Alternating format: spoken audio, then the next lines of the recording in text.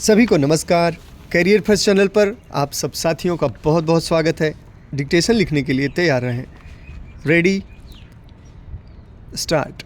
महोदय, मांस, मछली आदि को भी इससे पकाया जा सकता है।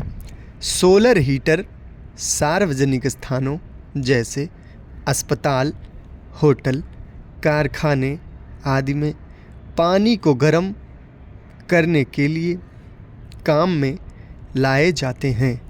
सोलर ड्रायर की सहायता से अनाज, तंबाकू, नारियल, इमारती लकड़ियाँ आदि को सुखाया जाता है। अब तो ऐसे सौर संयंत्रों का विकास किया जा रहा है जिनसे समुद्र जल के खारेपन को दूर किया जा सकता है। सौर ऊर्जा से हमारे दूर दराज के गांव भी अब प्रकाश से जगमगा उठेंगे और गांव भी शहरों की तरह सभी आधुनिक साधनों से संपन्न हो जाएंगे। हम भारतवासी सौभाग्यशाली हैं कि हमारे देश में सौर ऊर्जा 12 महीने सुलभ है। हमें चाहिए कि हम सौर ऊर्जा का भरपूर लाभ उठाएं। इससे न केवल पारंपरिक ऊर्जा की बचत होगी, पेट्रोल, डीजल, मिट्टी का तेल आदि के लिए विदेशों का मुंह नहीं ताकना पड़ेगा, बल्कि विदेशी मुद्रा में भी ज़्यादा बचत हो सकेगी। निस्संदेह सौर ऊर्जा की क्रांति से सामान्य व्यक्ति को लाभ मिलेगा और देश चहुमुखी विकास का स्वप्न साकार कर सकेगा। चुनाव के पहले की स्थिति से देश गुजर रहा है। देश का लाखों करोड़ों का खर्च चुनाव पर होता है, चुनाव प्रक्रिया पर होता है। इसके अतिरिक्त चुनाव प्रत्याशी भी लाखों करोड़ों का खर्च करते हैं। जन जन तक पहुंचने के लिए, जननेता बनने के लिए अशिक्षित जनता भीड़ देखती है, दिखावा देखती है, प्रदर्शन देखती है, फिर कुछ छोटे मोटे लालच भी काम करते हैं और जनता गुमराह हो जाती है। ऐसी स्थिति में चुने गए प्रत्याशियों से भला क्या देश का हित हो सकता है?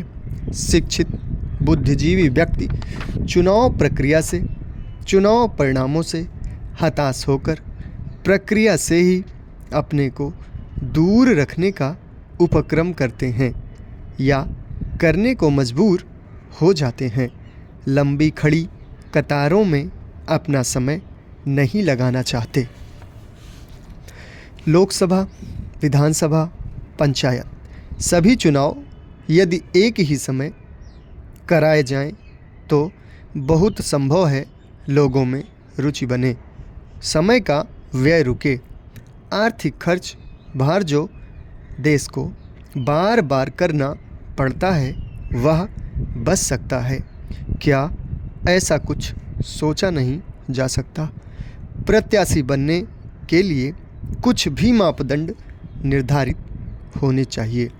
उनको शिक्षित होना चाहिए और चुने जाने के बाद उनके लिए एक आचार संहिता होनी चाहिए।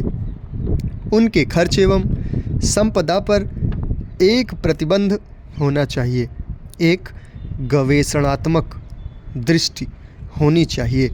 समाज का हित चाहने वाले ऐसे चुनिंदा लोगों का जीवन महात्मा गांधी की तरह सरल, स्वच्छ एवं सादगी वाला होना चाहिए। यदि ऐसा होने लगा तो व्यापारिक भावना से आने वाले प्रत्याशी स्वयं हट जाएंगे। अच्छे चुनिंदा व्यक्ति ही देश को सही दिशा दे सकते हैं, देश का हित कर सकते हैं। बहुजन संप्रेषण के माध्यमों के अभिनव विकास तथा राष्ट्रीय चेतना का अंतर्राष्ट्रीय जीवन से संबंध बढ़ा है, जिसके कारण मनुष्य की सामाजिक और आर्थिक समस्याएं भी जटिल होती गई हैं। वैज्ञानिक और तकनीकी विकास भी निरंतर ऊर्ध्वमुखी हो रहा है। समाप्त। धन्यवाद।